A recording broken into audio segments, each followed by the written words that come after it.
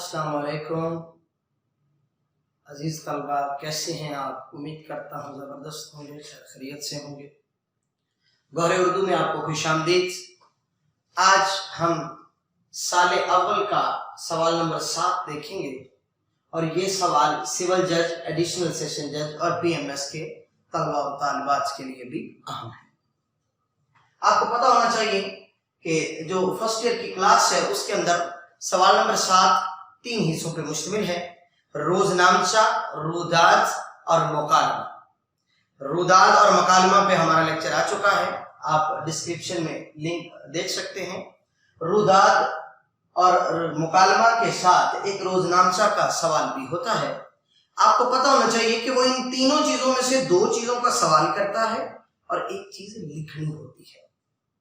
ज्यादातर तो वो रुदाद और मुकालमा ही पूछता है, लेकिन रोजनामचा भी पेपर में आ जाया करता है, इसलिए हम इसको भी सीखेंगे। ये सवाल उन दोनों की बनिस्बत ज्यादा अहम मैं इसलिए समझता हूं कि रोजनामचा 1 से 2 सफ़ों का काफी होता है, इससे ज्यादा नहीं लिखते। होना तो ये चाहिए कि 1 सफ़े का ही होना चाहिए, कि जो डेली रूटीन है इंसान की, इसको अंग्रेजी में डेली डायरी बोलते हैं। इंग्लिश के अंदर ये सिर्फ बहुत अहम है, बड़ी अहमियत है, लेकिन उर्दू अदब में उतनी अहमियत तो नहीं दी गई रोजनामचा को, लेकिन इंग्लिश में जिस कदर इसकी अहमियत है, आप ये समझ लें कि हमारे जैसे दरख्वास्त का एक अहम है या मजमून अहम है, इस तरह से उनमें डेली डायरी का रिवाज है। तो आपको पता होना चाहिए कि 1 से 2 सफ़ात के अंदर ही लिखना होता है, जबकि मुकालमा और रुदाद 3 से 4 सफ़ात की लिखनी होती है। तो ये अगर आप अच्छे से समझ लें तो आप इसमें अच्छे नंबर ले सकते हैं कम लिख के। तो हम चलते हैं कि रोजनामचा के अंदर कौन सी चीजें क्या क्या होता है, किस तरह से हमने तहरीर करना होता है। सबसे पहली बात, दिन भर की मसरूफियात का तहरीरी इजहार होता है। रोजनामचा इंसान जो रोजाना की रूटीन है वही बयान करता है। इसमें कुछ और आप नहीं लिखते, बल्कि अपनी ही जो रूटीन है, जो आपने सुबह से लेके सोने तक का काम किया होता है, वो आपने दिन भर की मसरूफियात को लिखना होता है। दूसरी बात, जाती मिजाज और उफकार की झलक। आप जो भी लिखते हैं उससे नुमाया होता है कि आपका मिजाज कैसा है, आपकी फिक्र और सोच कैसी है। तो रोजनामचे के अंदर इंसान बहुत सारी चीजें खुद भी सीखता है। जब वो अपनी डेली डायरी तैयार करता है, शाम में वो उसको दोबारा पढ़ता है या कुछ दिनों के बाद उसको पढ़ता है, तो वो बहुत सारी अपनी जो कमियां और कोताहियां हैं उनको भी दूर कर लेता है। जाती मिजाज का इजहार होता है और बंदे की फिक्र की झलक होती है कि इंसान की सोच कैसी है, उसका जो ज़र्फ है वो किस लेवल का है। तीसरी बात, दाखिली और खारजी अनासर का हसीन इम्तिजाज।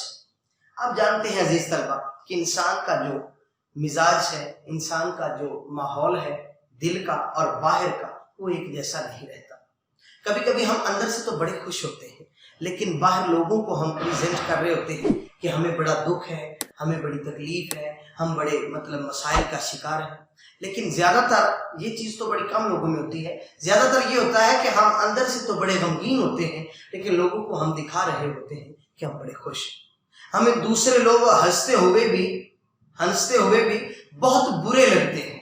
बाज़ औक़ात ऐसा होता है कि दिल का हाल जो है वो गमगीन है, हमें बाहर की दुनिया जो है वो हंसती हुई भी बुरी लगती है, और कभी कभी कोई बुरी बातें भी हमें इग्नोर करनी पड़ जाती हैं और कर देते हैं, और बड़े खुश उसलूबी से और बड़ी खुशी का इजहार करते हुए लोगों को माफ़ किया जाता होता है कई दिनों में। वो इसलिए कि हमारे अंदर का मौसम अच्छा होता है। तो दाखिली और खारिजी अनासर का हसीन इम्तिजाज है रोजनामचा। डेली डायरी में आपने दोनों चीजें लिखनी होती हैं कि मैं आज अंदरूनी तौर पे कैसा था और आज बाहर जो मैंने अपने आप को नुमाया किया लोगों के सामने, वो किस किस्म का इंसान था मैं। चौथी चीज, सरकारी, जाती और अखबारी रोजनामचे। आपको पता होना चाहिए कि इम्तिहान के नुक्ता नजर से सरकारी रोजनामचे भी आ जाते हैं। सरकारी रोजनामचे कैसे होते हैं कि सरकार के जो काम होते हैं उनकी एक रूटीन लिखी जाती है रोजाना की बुनियाद पे, वो सरकारी रोजनामचे होते हैं कि आज दफ्तर में ये काम हुआ, आज महकमा पुलिस में फलां जो थाना है उसमें जो रोजनामचा लिखा गया, उसकी जो रूटीन थी सारा दिन की, वो मुहर्रर ने जो तहरीर की होती है वो सरकारी रोजनामचे। इस तरह से हर दफातर अपना अपना काम करते हैं, तो वो सरकारी रोजनामचे।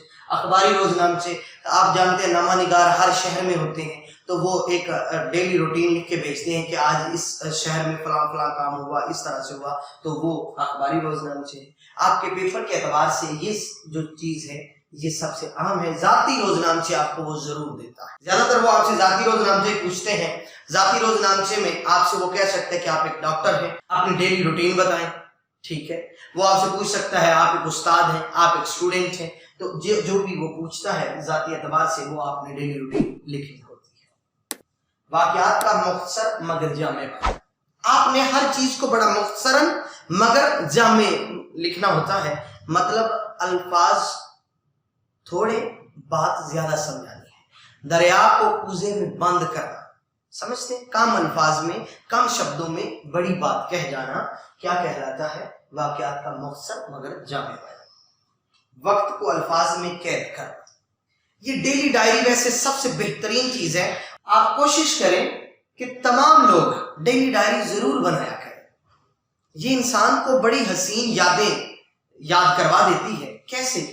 میں نے آج کی ڈائری لکھی، کچھ اچھا کیا تھا، سال کے بعد میں اسے پڑھ رہا ہوں تو وہ سارے کا سارا جو ہے وہ سامان پھر سے میرے دماغ کے اندر آ جائے گا، میرے ساتھ وہی یادیں دوبارہ ایسے لگے گی جیسے دہرائی جا رہی ہیں، تو مجھے بڑا اچھا لگے گا، بڑا مزہ آتا ہے یہ ساری چیزیں دیکھ کے۔ تو آپ جانتے ہیں کہ ہم وقت کو الفاظ میں قید کرتے ہیں۔ ماضی کی حسین یادوں کی جھلک ہوتی ہے، پھر وہی بات کہ انسان اپنی ماضی کی جو اچھی گزری ہوئی یادیں ہیں ان سے ہمیشہ کے لیے جڑ جاتا ہے۔ اہم اور مقبول صنف ادب ہے، یہ لٹریچر کی بہت ہی اہم اور مقبول ترین صنف ہے۔ انگریزی ادب میں، انگریزی لٹریچر میں آپ جانتے ہیں کہ یہ بہت ہی اہم ہے، میں نے بتایا آپ کو۔ اور جو اردو ادب ہے اس کے اندر تو یہ شاید اتنی اہم نہیں ہے۔ اب آتے ہیں کہ اس کا طریقہ کار کیا ہے، اسے لکھتے کیسے ہیں۔ لکھنے کا طریقہ کار کچھ یوں ہے کہ آپ نے جب بھی ڈیلی ڈائری لکھنی ہوتی ہے سب سے پہلے لفظ لکھنا ہوتا ہے امروز۔ امروز کا مطلب ہوتا ہے آج کا دن۔ امروز دن 5 فروری 1994 مثال دی ہے کہ اگر یہ دن چل رہا ہے تو آپ نے تاریخ کا جو انداز ہے وہ یہی اردو کے اندر آپ نے رکھنا ہے۔ آپ یہاں پہ انگریزی ہند سے استعمال کر سکتے ہیں کہ 5 فروری 1994 دن کا آغاز ہوا، ٹھیک ہے۔ ایک بات کا خیال رکھنا ہے کہ جس بھی بندے کا آپ روزنامہ لکھ رہے ہیں، اگر آپ ایک کاروباری کی حیثیت سے لکھ رہے ہیں تو آپ جانتے ہیں کاروباری جو ہے رات کے وقت تک کاروبار کرتے رہتے ہیں اور دن میں لیٹ جاگتے ہیں۔ اگر کوئی استاد ہے تو یقیناً وہ صبح سویرے جلدی اٹھتا ہے، اسی طرح سے اسٹوڈنٹ کو جلدی اٹھنا ہوتا ہے۔ اور اگر کوئی ڈاکٹر ہے تو اس کی بھی روٹین اس ٹائپ کی ہے کہ اگر وہ رات میں زیادہ دیر تک کلینک پہ گزارتا ہے تو دن میں جلدی نہیں اٹھتے ہیں۔ لیکن اگر کوئی ڈیوٹی والا بندہ ہے، کوئی فیکٹری لائن کا، کوئی بھی جس پہ بھی روزنامہ چاہے اس کی روٹین کے مطابق آپ نے دن کا آغاز کرنا ہوتا ہے۔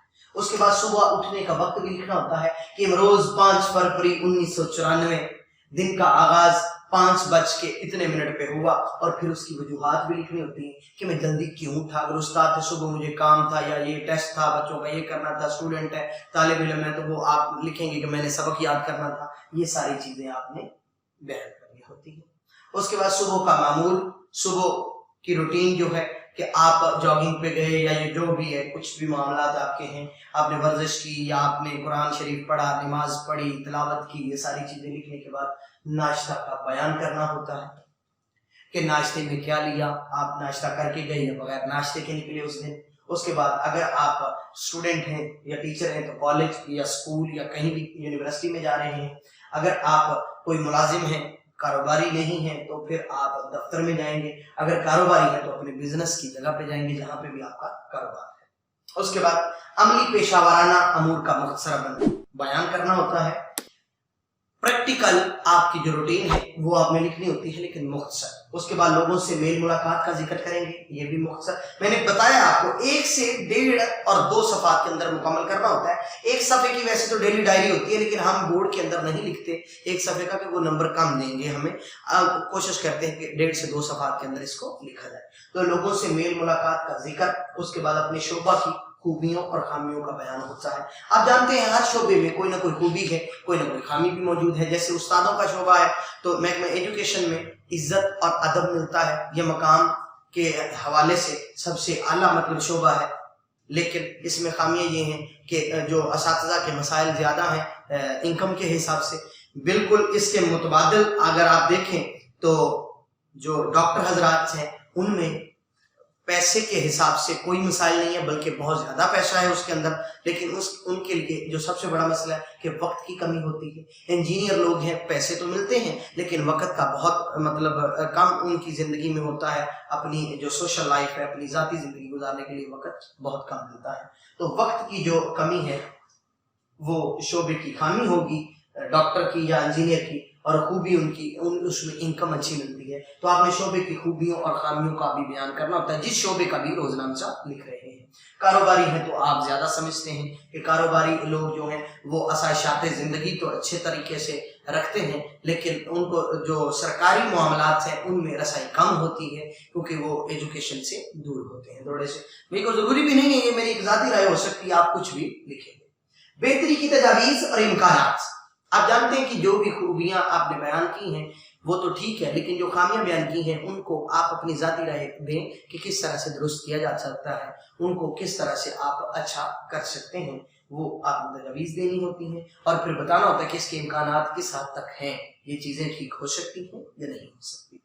گھر واپسی کے بعد کی مصروفیات لکھنی ہوتی ہیں کہ میں گھر واپس فلاں بج کے فلاں منٹ پہ پہنچا، اور اس کے بعد آپ نے نیند کا ذکر کرنا ہوتا ہے کہ 7:08 پہ میں سو گیا، اور یہاں پہ بات ختم کر دیں. اس کے بعد نہیں لکھنا کہ ہمیں یہ ثابت ہوا، یہ ہوا، وہ ہوا، فلاں ہوا. ایسی چیزوں کا کوئی بھی یہاں پہ ذکر نہیں کیا جاتا. میں امید کرتا ہوں کہ اب آپ کو روزنامچہ سمجھ آ گیا ہوگا، طریقہ کار سمجھایا ہے، اور روزنامچہ کہتے کسی نے یہ بھی آپ کو بتا دیا ہے. اگلے لیکچر میں اگلی بات کے ساتھ ملیں گے، تب تک کے لیے اجازت دیجیے. اللہ